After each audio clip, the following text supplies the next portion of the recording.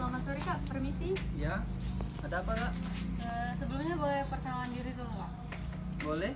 Jadi perkenalkan, nama saya Tasya Amelia dari FKIP. Boleh izin duduk Kak? Ya duduk, silakan. Ya, saya Tasya dari FKIP. Saya sebenarnya tuh ada tugas sih Kak dari dosen mengenai peserta didik, putar peserta didik. Boleh izin nanya Kak? Boleh Kak? Sebelumnya boleh Kakak perkenalan dulu? Baiklah. Perkenalan saya. Iya. Nama saya Rakes, asal dari Pali, Universitas Sriwijaya, Fakultas Keguruan dan Ilmu Pendidikan, jurusan Pendidikan Teknik Mesin. Oke, berarti satu FKIP Kak kita sebenarnya. Iya. Kakak dari mana Kak? Dari FKIP juga Kak. Unsri juga sama. Jurusan sejarah. Oh, sejarah. Ya. Iya. Jadi saya mau tanya-tanya, langsung aja boleh Kak? Boleh. Untuk saya punya beberapa pertanyaan yang boleh Kakak jawab Kak ya. Untuk pertanyaan pertama, setiap manusia adalah unik. Manusia diciptakan dengan berbagai persamaan dan perbedaan yang masing-masing membedakan dan dengan manusia lainnya. Ada sebuah contoh, Budi adalah seorang siswa yang masuk ke SMK di kotanya tempat dia tinggal. Siswa tersebut memilih masuk SMK karena saran dan pertimbangan dari keluarga. Alasannya karena lulusan SMK akan mudah untuk mendapatkan pekerjaan. Keluarganya termasuk keluarga yang kurang mampu, sehingga akan kesulitan ketika ia mau melanjutkan ke jenjang pendidikan yang lebih tinggi. Di sisi lain, sebenarnya ia tidak berbakat di jurusan SMK sekarang ini. Ia berbakat di bidang komunikasi. Untuk masuk sekolah komunikasi memerlukan biaya yang tidak sedikit dan sekolah tersebut berada di luar kota. Jadi gini Kak, sebagai seorang pendidik, solusi apa yang akan Anda berikan kepada Budi sehingga ia bisa menerima keadaan ini dan memaksimalkan potensi yang ada pada dirinya? Baiklah, pertanyaannya unik sekali itu. Tadi kan pertanyaannya itu si Budi itu minatnya di komunikasi, Iya. tapi orang tuanya menyarankan untuk SMK. Iya. Tapi saya sebagai pendidik itu, dia kan tidak berbakat di SMK itu kan. Nah, kita sebagai pendidik, kita bentuk bakat dari jurusan yang dia pilih itu, yang di SMK itu, kita bentuk bakatnya, kita kasih motivasi tentang SMK jurusan yang dia pilih itu. Dan sebagai pilihan orang tua itu biasanya pilihannya sangat baik. Kita kan sebagai pendidikan pastinya selalu merangkul peserta didik itu kan. Nah, saat kita merangkul itu, kita masukkan motivasi tentang SMK ini, tentang jurusan ini. Kalau di jurusan ini itu, setiap jurusan itu ada lomba gitu misalnya kan, bisa bekerja di mana-mana seperti yang orang tuanya sarankan tadi. Untuk yang komunikasi itu bisa juga kita sampingkan sebagai kegiatan kita sehari-hari atau hobi gitu. Ya, mungkin itu saja. Oke, berarti kayak sebagai tenaga pendidik meyakinkan siswanya gitu Kak ya, kalau di SMK ini enggak cuma itu doang, terus tadi komunikasinya bisa dibawa ke seharian gitu kan. Nah ya. Oke. Kan tadi kan komunikasi, dia itu kan milih komunikasi. Iya. Kalau minat dia kan. Tapi kalau orang tuanya itu menyarankan SMK, jadi komunikasinya itu bisa diluarkan seperti kursus gitu. SMK tetap ikut saran dari orang tua tadi karena dididik dari pendidik kan, dibentuk bakatnya gitu.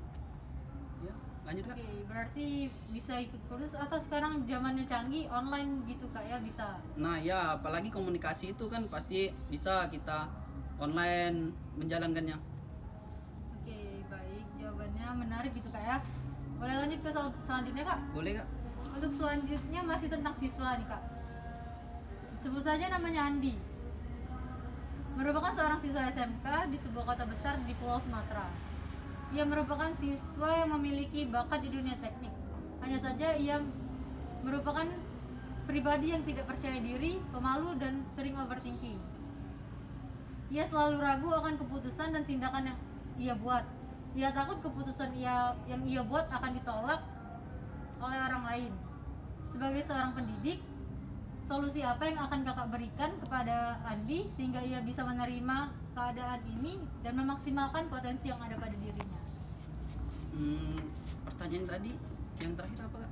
Untuk Tentang solusi yang kakak Solusi. berikan untuk Andi supaya dia bisa lebih percaya diri gitu kan kak, Mm-mm. sama untuk memaksimalkan potensi yang ia punya. Oh, tadi si Andi itu kan tidak percaya diri kan Kak dengan keputusan dia kan.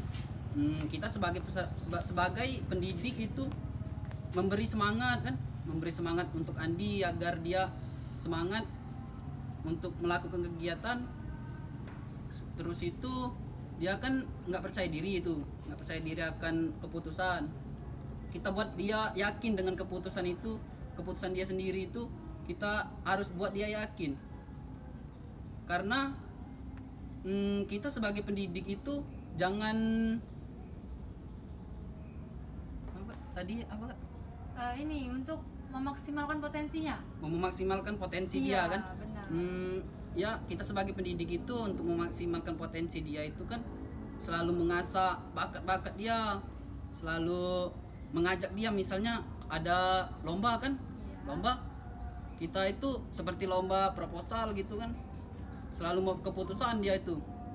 Nah kita dari lomba itu bisa meningkatkan keputusan dia, percaya diri dia untuk mengikuti lomba tersebut. Oke. Beri dia motivasi gitu, masukkan ke diri dia sendiri untuk dia mengikuti lomba itu agar dia percaya diri, lebih percaya diri tentang diri dia, bahwa di dalam diri dia itu besar potensinya. Kalau dia tidak mengembangkan diri dia yang banyak potensi itu kan, jadi sayang kalau kita nggak diasah sebagai pendidik kan, sebagai pendidik kita. Berarti kayak kita kasih tahu dia kalau ada event gitu kan kak, kayak lomba-lomba keteknikan atau karena dia kan bakatnya tadi tuh di keteknikan kak sebenarnya. Berarti kita kasih tahu lomba, terus kita percayain dia buat turun gitu kak, supaya dia percaya gitu kan kak ya. Nah ya tadi kan yang proposal tadi kan maksud saya kan. Nah misalnya ada seperti LKS itu biasanya di SMK itu banyak sekali itu seperti lomba membubut, mengelas kan, bisa dia itu mengikuti itu. Kita sebagai pendidik itu yakinin saja itu biar dia percaya diri akan potensi dia, bahwa dia itu bisa mengikuti itu. Oke, baik. Berarti kasih kepercayaan kak, lebih tepatnya gitu kan. Boleh lanjut kak ya, masih ada beberapa lagi nih kak pertanyaan dari saya. Ya Kak, lanjut Kak. Untuk soal selanjutnya mengenai kayak kita sekarang mengenai pembelajaran daring. Jadi kan dari awalnya kita pembelajaran tatap muka sekarang berubah menjadi tatap maya. Hal ini disebabkan oleh pengaruh dampak dari pandemi COVID-19. Banyak kendala yang dihadapi ketika pembelajaran daring dimulai, mulai dari sinyal yang buruk, kuota yang terbatas, semangat dan kemandirian peserta didik yang lemah dalam pembelajaran, sehingga pembelajaran terkesan monoton dan tidak menyenangkan. Jadi menurut kakak, jelasin nih kak, bagaimana cara kakak sebagai tenaga pendidik dapat membuat pembelajaran tatap maya menjadi menyenangkan bagi peserta didik? Itu kan 2019 belum kan luring kan, Iya, masih belum apa tuh Belum daring, masih luring. Jadi waktu kita ada pandemi itu terkejut lah kita tuh kalau kita harus luring kan. Pertamanya itu nggak nyaman kalau luring itu kan, kalau daring itu kan. Iya. Nah kita sebagai pendidik itu kasih semangat ke mereka, kasih pembelajaran yang menyenangkan agar mereka itu semangat untuk belajar walaupun dalam keadaan daring di pandemi ini.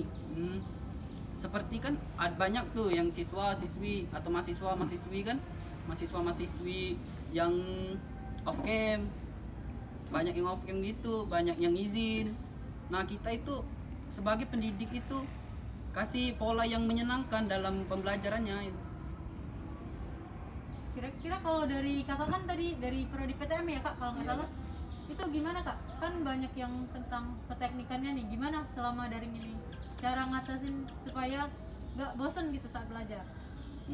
Cara nggak bosen itu biasanya kan dari misalnya kita membuat PPT itu kan, walaupun kita teknik kan buat PPT yang menarik gitu, pembelajaran yang menarik, yang materinya yang seperti misalnya mahasiswa-mahasiswi ini siswa-siswi ini kan senangnya ngegame gitu kan. Nah, kita bisa itu materinya sambil ngegame gitu, gamenya tentang materi-materi yang kita pelajari sekarang.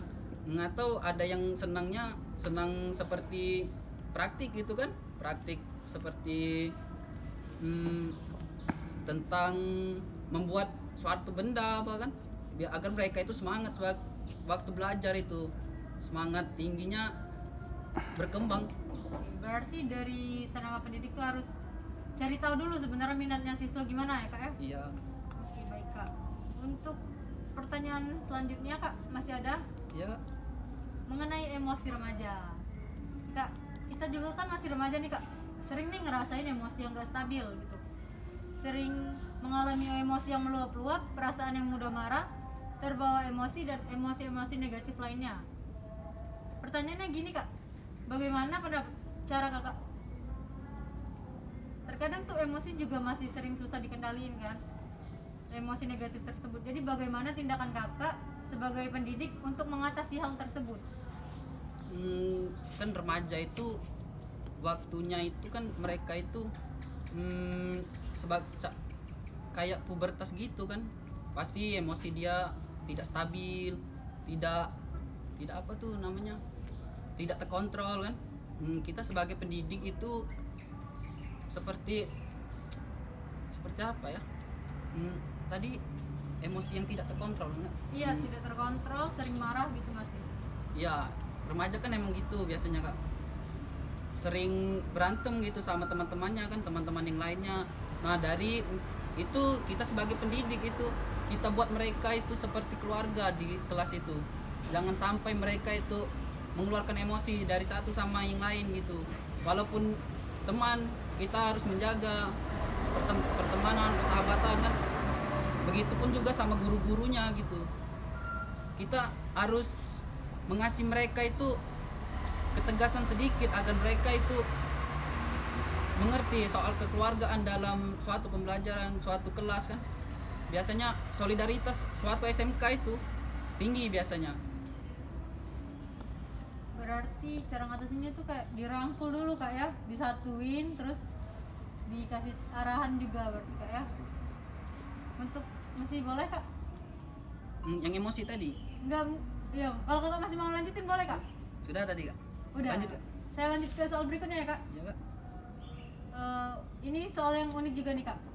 Sebenarnya kan hidup ini unik, kita yang jalanin, Tuhan yang menentukan, dan orang lain yang menilai. Atau orang lain yang berkomentar. Terkadang orang lain mudah sekali menilai sesuatu, padahal baru sekali lihat, baru sekali mendengar. Ia dengan mudahnya melakukan judgement atau sebuah penilaian terhadap diri kita nih kak. Ada suatu cerita di mana ada seorang siswa yang sedang menempuh suatu pendidikan di suatu kota. Orang-orang sekitarnya bilang bahwa dengan ia sekolah tersebut, ia akan memberatkan kedua orang tuanya. Sekolah ia tidak akan selesai karena kekurangan biaya serta omongan-omongan lainnya yang sebenarnya tidak enak untuk didengar. Jika kakak berada di posisi tersebut, apa yang akan Anda lakukan? Dan jika berada di posisi sebagai tenaga Maaf nih pendidik, Kak, boleh diulangi yang pertengahan tadi Kak, yang tentang apa itu, yang omongan orang. oke. Jadi gini kak, terus ada siswa nih kan, siswa tersebut menempuh pendidikan di suatu kota gitu kan. Terus ada orang yang ngomong bahwa dengan dia sekolah tuh dia memberatkan orang tuanya, dan sekolahnya tidak akan selesai karena kekurangan biaya. Bagaimana pendapat kakak jika kakak berada di posisi orang tersebut, dan bagaimana jika memposisikan sebagai tenaga pendidik? Kita kan misalnya kita di posisi mereka kan, itu kan di posisi yang menerima omongan orang itu. Kita sebagai peserta didik itu jangan dengarkan omongan mereka. Kita yang sekolah, kita yang melakukan. Jadi apa yang terbaik untuk kita itu kita jalani, walaupun itu memberatkan orang tua. Jika orang tua tidak merasa keberatan kan, orang tua pasti bangga itu. Walaupun mereka keberatan, walaupun mereka kesusahan, pasti mereka punya jalannya sendiri untuk membahagiakan anaknya atau mensukseskan anaknya yang lebih tinggi. Walaupun mereka itu tamatan SMA itu kan, SMP atau orang tuanya itu, kita itu harus lebih tinggi gitu walaupun mereka tamatan itu.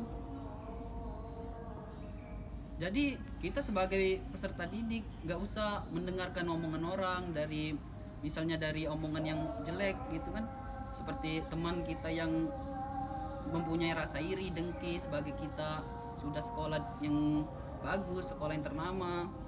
Mereka menganggapnya kita itu memberatkan orang tua, tapi orang tua kita itu tidak merasa keberatan agar anaknya sukses gitu. Kalau dari tenaga pendidik Kak, dari sisi tenaga pendidik. Dari sisi tenaga pendidik, Iya. Dari sisi tenaga pendidik itu, maaf Kak, pertanyaannya Ini motivasi apa yang akan diberikan untuk siswa iya. yang diomongin tadi. Motivasi dan nasihat gitu. Ya, kita itu sebagai, misalnya kita sebagai tenaga pendidik kan, ada siswa kita yang diomongin dari luar kan, yang diomongin keberatan orang tua, memberatkan orang tua. Kita sebagai tenaga pendidik beri mereka semangat, jangan mendengarkan orang tua. Itu keputusan kita, itu keputusan mereka peserta didik untuk sekolah di sini. Karena mereka sudah sekolah di sini, berarti orang tuanya mampu. Jadi kita meyakinkan mereka kalau orang tua mereka itu tidak, orang tua mereka itu mampu untuk menyekolahkan mereka di sini. Jadi omongan orang itu, peserta didik itu jangan didengerin. Kita sebagai tenaga pendidik selalu ingatin itu, jangan didengerin. Kalian harus bangga sekolah di sini, walaupun orang tua kalian susah untuk menyekolahkan kalian di sini. Pasti mereka bangga orang tua kalian itu. Yang ngomongan orang lain itu, mereka itu paling iri, seperti iri dengki kan, seperti yang kawan-kawannya yang masuk sekolah yang biasa, tapi dia masuk yang negeri yang tinggi, seperti universitas yang tinggi-tinggi gitu kan. Ya kita sebagai tenaga selalulah merangkul mereka agar mereka itu bangga masuk di sini. Berarti dari sisi pendidik itu kan, dari sisi kita yang di Cemooh itu mungkin gak usah terlalu dipikirin, fokus aja gitu kan Kak. Dari tenaga pendidiknya kita harus memberi semangat ya, untuk semangat mereka gitu kan.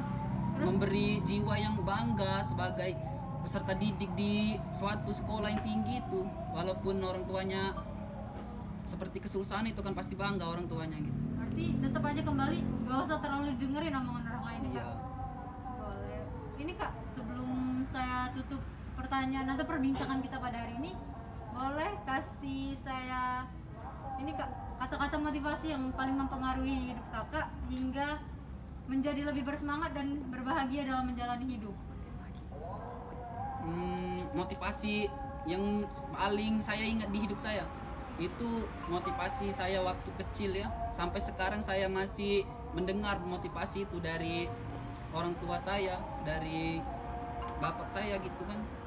Bapak saya itu orangnya bukan pesimis sih, orangnya maunya anaknya itu sukses lebih dari dia, walaupun dia itu tamatan SMP kan, tapi anaknya itu harus sukses lebih tinggi dari dia.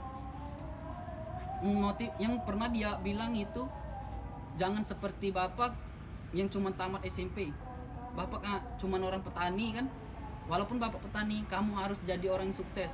Kalau bisa kamu harus jadi insinyur, harus jadi dokter, polisi.